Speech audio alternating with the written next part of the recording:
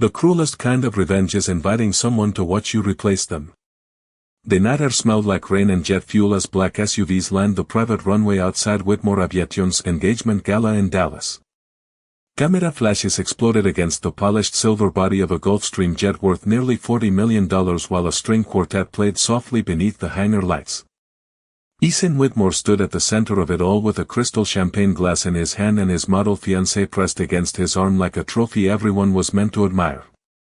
Sabrina Vale shimmered beneath the lights in a diamond-colored gown that caught attention every time she moved, but its dance eyes kept drifting toward the entrance. It was waiting for one person. "Sis actually coming," one investor whispered near the champagne tower. Ethan smirked before taking a slow sip. Oh, Naomi never misses an opportunity to remind herself what she lost. Laughter rippled through the crowd. Then the doors opened.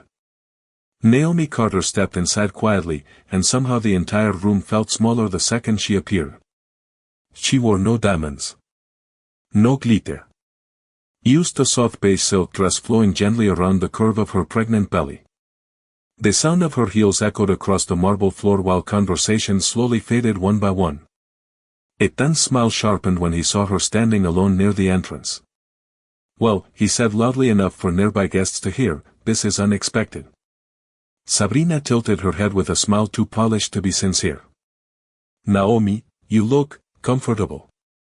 A few people chuckled softly. Naomi didn't answer. She simply rested one hand over her stomach and glanced through the glass walls toward the runway lights glowing against the wet pavement outside. Calm. Silent. Untouchable. Ethan walked closer, lowering his voice just enough to sound personal. "You know, this life was always too big for you." Naomi finally looked at him. Not angry. Not wounded. Just distant. Like someone revisiting a place they no longer belong to. Before Ethan could speak again, another sound rolled through the hangar. The powerful. The unmistakable roar of jet engines approaching the runway. Guests turned toward the massive glass windows as a sleek black private jet slowly taxied through the rain, its lights cutting through the darkness like something out of another world. The pilot door opened. Airport security suddenly straightened.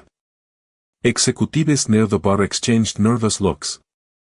And the tense confident expression faded for the first time that night when someone near the runway whispered three words that changed the atmosphere completely. Cross Aviation landed. The entire hangar shifted the moment those words spread across the room. Cross Aviation landed. Conversations lowered into nervous whispers while guests slowly turned toward the rain-covered runway outside the glass walls. Ethan felt Sabrina tighten her grip around his arm. "Who is Cross Aviation?" she whispered quietly, trying to sound casual. Ethan forced a laugh that came out thinner than he intended. "Just another billionaire who likes airplanes." But that was not true. Everyone in the aviation industry knew Damien Cross. It was the kind of man whose name changed stock prices overnight. The kind of billionaire who never appeared in magazines because people richer than celebrities did not need attention to prove power. Naomi remained still near the entrance while the runway lights reflected softly in her eyes. She could hear the engines humming through the walls, deep and steady like distant thunder. For a second, the sound pulled her backward into another life. Back before private jets and gala lights. Back when Ethan used to sleep 3 hours a night beside stacks of unpaid invoices in their tiny apartment outside Fort Worth. She remembered the smell of instant coffee at 2 in the morning while she reviewed design contracts for his first charter company. She remembered sewing loose buttons back onto his only suit because they could not afford another one. Back then, Ethan used to kiss her forehead and promise, "One day I will give you the world." Naomi believed him. She believed him even when the company nearly collapsed during its second year. She believed him when creditors called during dinner. She believed him when he missed anniversaries because he was chasing investors. Across 3 states. And then success arrived. Quietly at first. A major contract. Bigger clients. Magazine interviews. Luxury parties. Suddenly Ethan stopped introducing Naomi as his wife. Instead he called her private or not really into social events. A month later, Sabrina appeared online beside him in St. Tropez wearing white linen and sunglasses worth more than Naomi's monthly rent. The divorce papers arrived 2 days after that photo went viral. Naomi lowered her eyes toward her stomach as soft music drifted through the gala. Ethan never knew about the baby before he left. She had stared at the positive test alone in a drugstore bathroom while rain hammered against the windows outside. Even now, the memory still felt cold.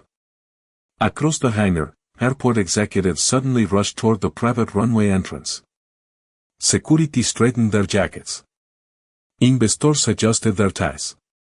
The atmosphere no longer belonged to Ethan Whitmore. It belonged to whoever had just stepped off that jet. Then Naomi heard footsteps behind her. Slow. Calm. Expensive Italian leather against marble. And for the first time all night, she smiled. The crowd parted before him without anyone asking them to. That was the first thing Ethan noticed. Powerful men usually demanded attention when they entered a room, but Damien Cross moved differently. Calm. Unreadable. Dangerous in the quietest possible way. Rain still clung to the shoulders of his dark wool coat as he stepped inside the hangar, one hand slipping casually into his pocket while airport executives rushed toward him with nervous smiles. Mr. Cross, welcome to Dallas, the airport director said quickly, almost breathless. Damien nodded once. No performance. No oversized grin for cameras. Used the kind of confidence money could not buy unless it had already existed in your blood for generations. Ethan felt his stomach tighten. He had spent years trying to enter rooms the way Damien just had naturally. Sabrina straightened beside him and whispered, "That is Damien Cross?" Her voice carried a softness it had never carried for Ethan before. Naomi watched Damien approach through the glow of runway lights behind him. Even now. After months of knowing him, there was something unreadable about him. Maybe it was the way he listened more than he spoke. Maybe it was the way powerful people always seemed nervous around him while he remained completely relaxed. Or maybe it was because Damien never treated wealth like a performance. He treated it like oxygen. Necessary. Invisible. Normal. As Damien reached Naomi, his expression softened almost imperceptibly. His eyes lowered briefly toward her stomach before returning to her face. "You should not be standing this long," he said quietly. The concern in his voice was gentle enough to feel private despite the hundreds of eyes watching them. Naomi gave the smallest smile. "I am fine." Damien removed his coat and draped it carefully over her shoulders without another word. The movement was simple, but the room noticed. Ethan noticed most of all. Because years ago, Naomi used to stand beside him during freezing charter flights wearing thin sweaters while he chased clients who barely remembered her name. Back then he had been too distracted building an empire to notice whether she was cold. Now another man noticed immediately. Ethan forced himself forward with a tight smile stretched across his face. "Mr. Cross," he said, extending his hand. "I did not know you were attending my engagement party." Damien looked at the hand for half a second before shaking it once.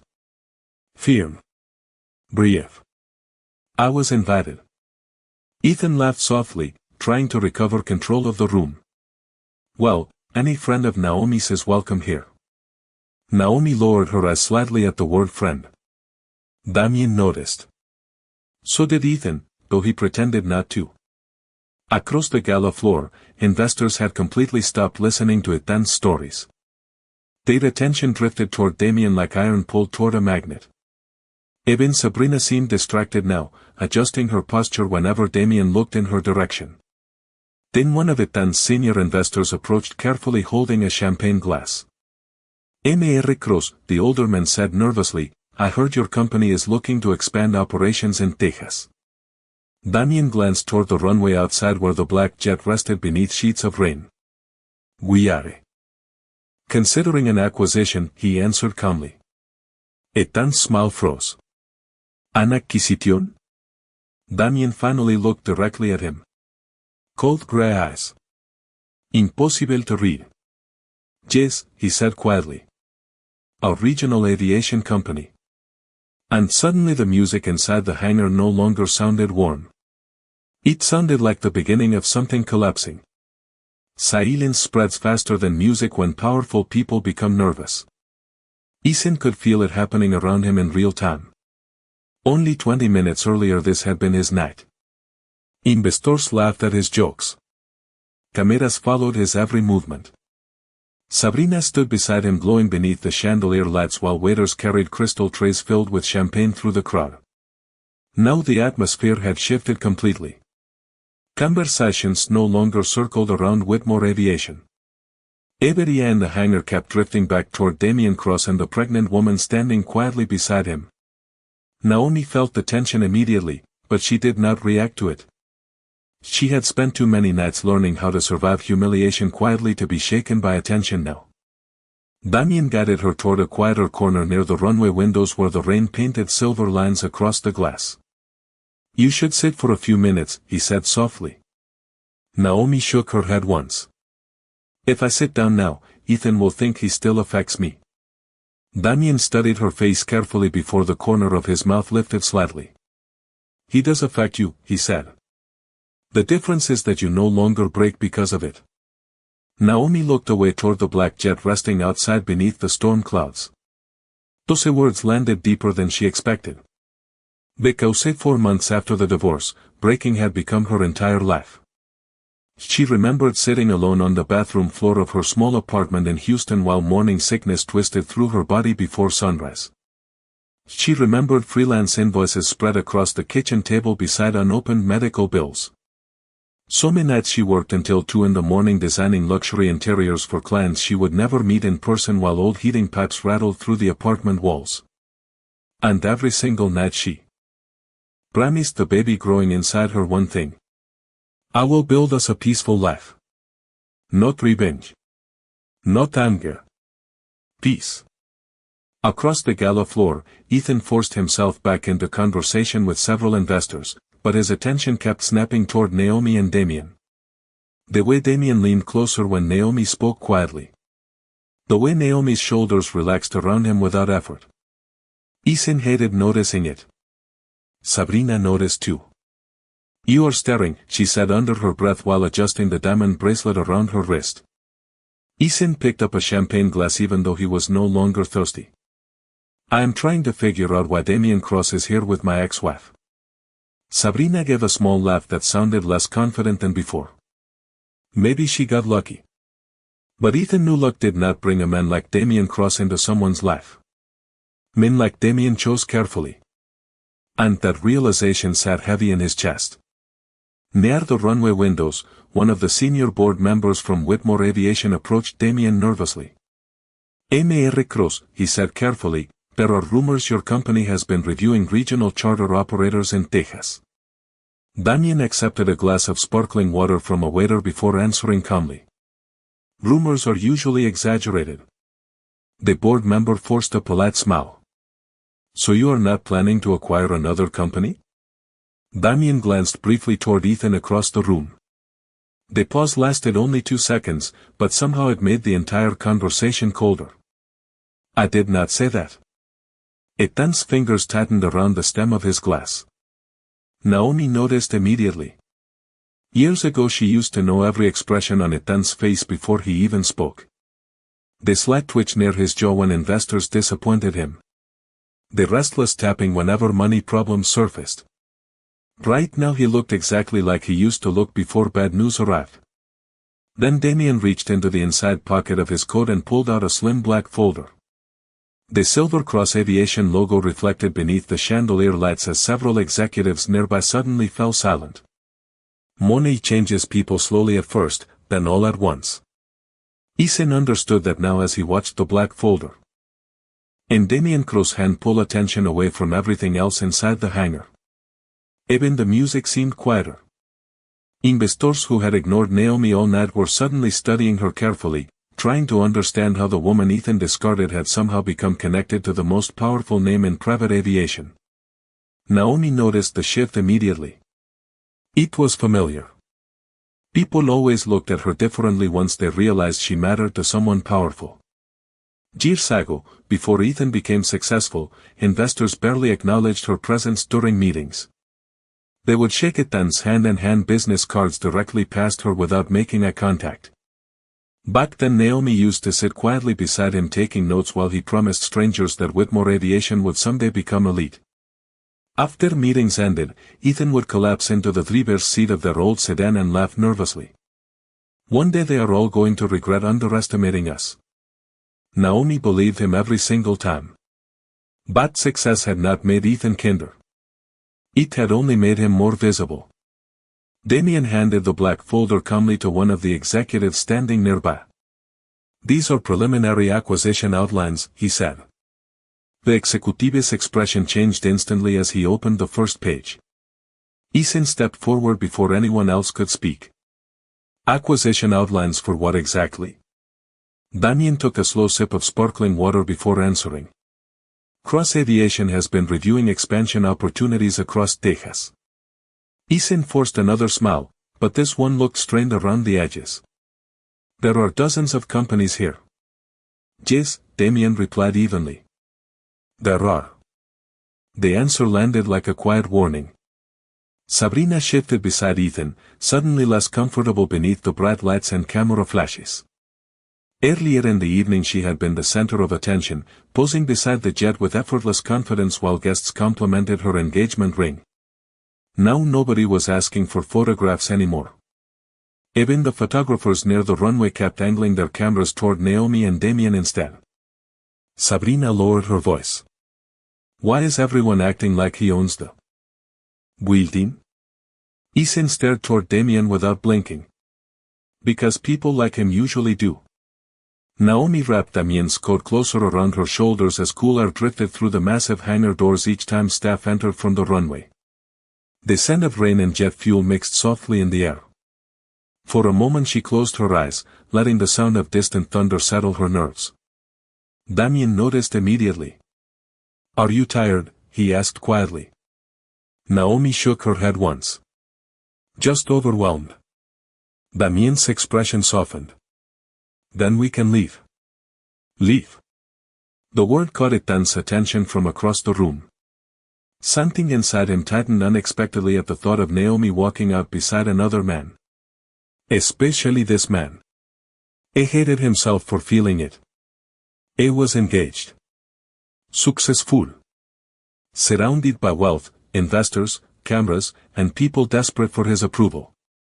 Yet somehow the only thing he could focus on was the calm expression on Naomi's face standing beside Damien Cross. She looked peaceful. Ethan realized with sudden discomfort that he had not seen Naomi look peaceful in years. Not during the final months of their marriage. Not during the divorce. Not even before she left Dallas. Somewhere along the way, he had stopped noticing how exhausted she became trying to keep his world together while he chased bigger dreams. Then one of the senior executives cleared his throat nervously while reviewing the documents inside Damien's folder. "Mr. Cross," he asked carefully, "does Whitmore Aviation know they are one of the companies under review?" The room fell completely silent. Ethan's heartbeat slowed heavily inside his chest. Damien finally turned toward him fully for the first time that night. "Not yet," he said calmly. So many people do not raise their voices when they hold power. They simply tell the truth and let silence do the damage. Ethan felt the entire room closing around him after Damien's words settled into the air. "Not yet." The phrase echoed inside his head while nearby investors exchanged careful glances. Whitmore Aviation was no longer being discussed like a rising success story. It was being discussed like a company standing at the edge of a cliff. Without realizing how close it was to falling, Ethan straightened his jacket slowly, forcing confidence back into his posture. "Well," he said with a tight smile, "if Cross Aviation is exploring opportunities, maybe we should schedule a formal meeting." Damien looked toward him calmly. "Perhaps." That single word somehow sounded less like opportunity and more like judgment. Naomi watched Ethan carefully from across the marble floor. Years ago she would have stepped in to save him from moments like this. She would have redirected conversations, softened tensions, protected his pride before investors noticed cracks forming beneath his confidence. That was what she used to do during the early years of Whitmore Aviation. She carried stress quietly so Ethan could appear strong publicly. She fixed problems before he even knew they existed. And when the pressure became unbearable, she smiled anyway. Not because she was weak. Because she loved him enough to survive beside him. But tonight was different. Tonight Naomi no longer belonged to Ethan's world. She belonged to herself again. A waiter passed carrying fresh champagne while thunder rolled softly beyond the runway windows. Damien reached for a glass of water instead and handed it to Naomi before taking one for himself. Small gestures. Quiet gestures. Yet somehow they exposed everything Ethan had failed to notice during his marriage.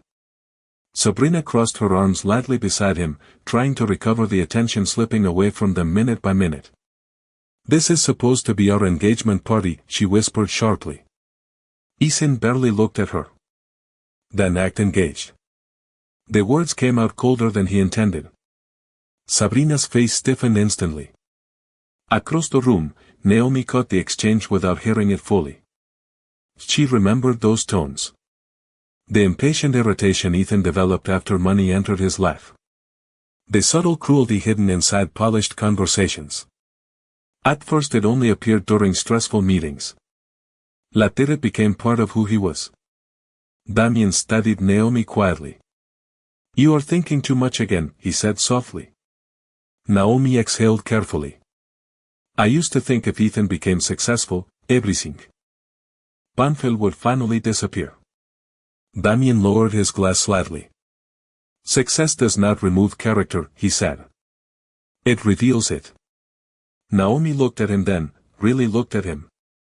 The runway lights reflected softly against the silver in his watch while rain moved across the windows behind him like liquid shadows. Damien never rushed to impress anyone. Never performed wealth. Yet somehow every person in the room adjusted themselves around him instinctively. It was the kind of power Ethan spent years trying to imitate but could never fully reach. One of the investors suddenly approached Ethan with nervous energy. "We need to speak privately," he murmured. Ethan frowned immediately. "Now." The investor glanced briefly toward Damien before lowering his voice further. "If Cross Aviation is seriously reviewing us, there are things you should know." Ethan's heartbeat slowed. "What things?" But before the investor could answer, another voice interrupted from nearby. "Mr. Whitmore?" A young assistant hurried across the floor holding a tablet tightly against his chest. "There is an urgent update from the board." Ethan grabbed the tablet impatiently while the room continued buzzing with quiet whispers around him. He scanned the screen once. Then again more slowly. The color drained from his face so quickly that even Sabrina noticed. Naomi watched from across the hangar as Ethan's hand tightened around the tablet edge. For the first time all night, he looked exactly like a man realizing his future might no longer belong to him. The moment a powerful man realizes he is losing control, his eyes change first. Naomi saw it happen to Ethan from across the hangar while rain continued sliding down the runway windows behind him. His confident posture remained in place for the crowd, but the tension in his jaw betrayed everything. The tablet in his hand had shattered whatever illusion of certainty he walked into the night with. Investors nearby pretended not to stare while quietly checking their own phones. The energy inside the gala no longer felt celebratory. It felt fragile. Sabrina leaned closer to Ethan, lowering her voice. "What is going on?" Ethan locked the screen. Quickly before anyone else could see it. "Nothing." But the word came too fast. Too sharp. Sabrina studied his face for a second before glancing toward Damien and Naomi near the runway windows. Her expression changed subtly then. Less superiority. More concern. Naomi noticed all of it without saying a word. That was the strange thing about surviving heartbreak. Eventually silence teaches you how to read people better than conversations ever could. Damien rested one hand gently against Naomi's lower back while executives continued circling around him carefully, waiting for opportunities to speak. "You do not need to stay much longer," he said quietly. Naomi looked toward Ethan again. No, she answered softly. I think I do. Damien followed her gaze. Across the room, Ethan was no longer the center of attention. The realization seemed to haunt him more with every passing minute. Years ago, he used to dream about rooms like this. Luxury hangers. Investors in tailored suits. Cameras flashing beneath private jets. Naomi remembered how hungry he was back then. Hungry to prove himself. Hungry to never feel small again. But somewhere between ambition and success, Ethan stopped seeing people as people. He started seeing them as symbols. Naomi became the wife who reminded him of struggle. Sabrina became the woman who represented status. And now Damien Cross represented everything Ethan feared he could never truly become. One of the board members approached Ethan cautiously again. We should discuss the debt restructuring issue privately, he whispered. Ethan's eyes darkened immediately. Not tonight. Tonight may be exactly when we need to discuss it. Ethan exhaled sharply while rubbing one hand across his mouth. Naomi had seen that gesture hundreds of times during stressful negotiations. It meant panic was beginning to slip through the cracks. Then suddenly the large digital screen near the center of the gala flickered softly. At first nobody paid attention. It had been displaying engagement photos of Ethan and Sabrina all evening beside shots of Whitmore aviation aircraft. But now the images disappeared one by one. Conversation slowed. A new slide appeared across the massive screen in silver lettering against a black background. Cross Aviation Strategic Expansion Presentation. Several guests exchanged confused looks. Ethan turned sharply toward the screen. What is this? One of the event coordinators hurried toward the control booth looking pale. Damien remained completely calm beside Naomi. I asked my team to upload the presentation earlier, he said evenly. Ethan stared at him in disbelief. At my engagement party? Damien's expression never changed. Your board requested the meeting tonight. The room went silent again. Naomi felt the air shift around her as whispers spread through the crowd like wildfire. Some investors were already moving closer to the screen. Others were quietly distancing themselves from Ethan altogether. Sabrina slowly removed her hand from Ethan's arm. Not dramatically. Not angrily. Used carefully. Like someone realizing they might be standing on the wrong side of history. Then the first financial slide appeared across the giant screen. And for the first time in years, Ethan Whitmore looked completely alone. Nothing destroys an illusion faster than numbers appearing on a screen everyone can see. The massive presentation behind Ethan now displayed debt projections, delayed aircraft payments, and restructuring risks in sharp silver graphs beneath the Cross Aviation logo. Conversations disappeared almost completely inside the hangar. The only sounds left were quiet whispers, clinking glasses, and rain tapping softly against the runway windows. Ethan stood frozen beneath the chandelier lights while investors avoided direct eye contact with him for the first time in years. Naomi watched everything silently beside Damien. She did not feel satisfaction the way she once imagined she would. No triumph. No revenge. Used clarity. The same man who once made her feel invisible was now learning how quickly admiration disappears when power shifts direction. Sabrina slowly stepped away from Ethan as another financial slide appeared overhead. You told me the company was stable, she whispered carefully. Ethan lowered his voice sharply. It is stable. But nobody around him looked convinced anymore. 1. Investor quietly excused himself from the conversation entirely. Another began speaking privately with Cross Aviation executives near the bar. The room was reorganizing itself around new gravity. Damien remained calm through all of it. One hand rested lightly against Naomi's back while he listened to questions from board members and analysts surrounding him. He never raised his voice. Never bragged. Yet every answer carried the kind of certainty Ethan had spent years pretending to possess. Naomi glanced toward the engagement photos still displayed on smaller screens near the stage. Ethan and Sabrina smiling beneath Mediterranean sunlight. Champagne on yachts. Luxury hotels in Monaco. Perfect images built for strangers online. Suddenly those pictures looked strangely fragile compared to the quiet reality unfolding now. Then Ethan finally crossed the room toward Naomi. His expression had changed completely since the beginning of the night. Less arrogance. More desperation hidden beneath restraint. "Can we talk privately?" he asked quietly. Naomi looked at him for several seconds before answering. "There is nothing private left between us anymore." The words landed harder than shouting ever could. Ethan swallowed slowly while the glow from the presentation screen flickered across his face. "You knew about this?" Naomi shook her head honestly. "Not everything." Ethan looked toward Damien standing nearby. "So what is this? Some kind of revenge?" Damien answered before Naomi could. No, his tone remained perfectly calm. "Revenge is emotional. This is business." Ethan stared at him silently. And for the first time all night, he finally understood the difference between chasing wealth and standing beside real power. Across the hangar, several guests were already leaving quietly. Others remained glued to the financial presentation still unfolding overhead.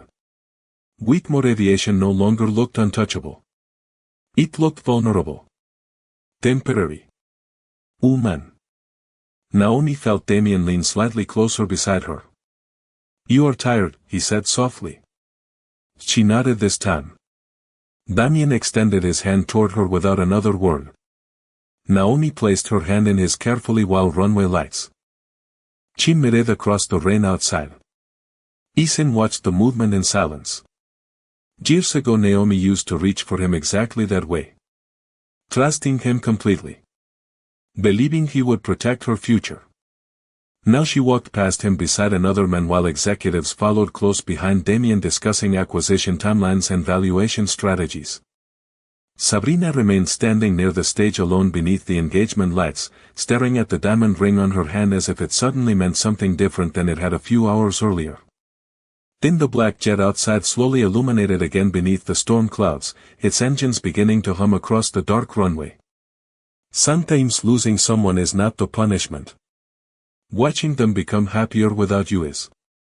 The rain had almost stopped by the time Naomi stepped out of the hangar beside Damien Cross. Cool night air wrapped around her as runway lights stretched endlessly across the wet pavement like gold reflected on water. Behind them, the gala still glowed through the giant glass walls, but the celebration no longer felt alive. It felt hollow. Executives remained gathered around presentation screens while nervous conversations drifted through the building in broken whispers. Whitmore Aviation was no longer the dream Ethan once sold to the world. Tonight everyone had finally seen the cracks beneath the polish. Damien guided Naomi carefully toward the black jet waiting beneath the storm clouds. Ground crews moved quietly around them while the low hum of engines vibrated softly through the night air. Naomi paused for a moment before climbing the stairs, turning back one last time toward the hangar windows. Ethan stood alone near the glass. Even from a distance she could recognize the look on his face now. Not anger. Not arrogance. Regret. The kind that arrives too late to change anything. Years ago Naomi would have walked back toward him. She would have tried to fix the sadness in his eyes before it swallowed him completely. But the woman standing on the runway tonight was no longer the exhausted wife begging to be chosen. She had survived empty apartments, unpaid bills, lonely mornings, and silent heartbreak without him. Somewhere along the way, she stopped needing his approval to feel valuable. Damien noticed her hesitation beside the jet stairs. "Are you all right?" he asked softly. Naomi looked toward him and smiled gently. "I think I finally am." Damien held out his hand. Naomi placed hers into it without fear this time. No uncertainty. No desperation. Just peace. Inside the jet, warm amber lighting reflected across cream leather seats while soft piano music played quietly through hidden speakers. Naomi settled into the seat beside the window and exhaled slowly as exhaustion finally reached her body. Damien sat beside her, loosening his tie slightly before glancing toward her stomach. "You should rest," he said quietly. Naomi leaned her head back against the seat. For the first time in a long time, I think I can. Outside the runway window, Ethan remained standing motionless behind the glass while the jet engines grew louder. Sabrina was nowhere beside him anymore. The investors surrounding him earlier had disappeared into private conversations of their own. All the attention he spent years